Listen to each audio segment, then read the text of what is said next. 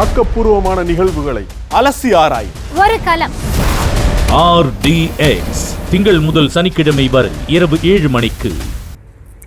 தொடர் விடுமுறை முடிந்து சென்னை திரும்புவதற்காக நெல்லை ரயில் நிலையத்தில் பயணிகள் குவிந்த நிலையில் அந்தியோதயா எக்ஸ்பிரஸ் ரயிலில் முண்டியடித்துக் கொண்டு ஏறிச் சென்றனர். அந்த காட்சிகளை முதலில் பார்க்கலாம்.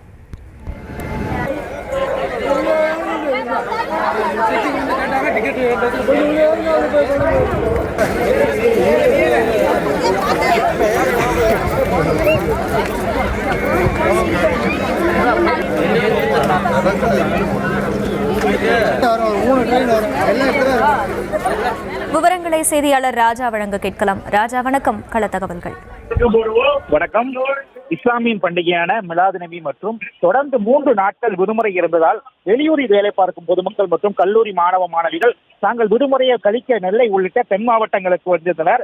இன்றுடன் விடுமுறை முடிவடைந்து நாளை வேலை மற்றும் கல்லூரிகளுக்கு செல்வதற்காக ரயில் நிலையங்களில் குவிந்தனர். குறிப்பாக நாகர்கோவிலில் இருந்து சென்னை தாம்பரம் செல்லும் முன்பதிவில்லா அந்தியோதயா எக்ஸ்பிரஸ் ரயிலில் ஏராளமான பயணிகள் ஏறி சென்றனர்.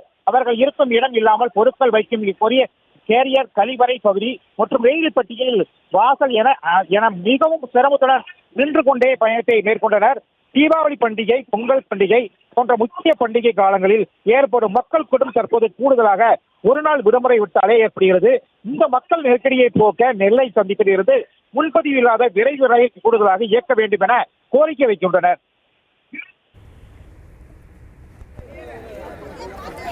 முழு விவரங்களுக்கு நன்றி ராஜா.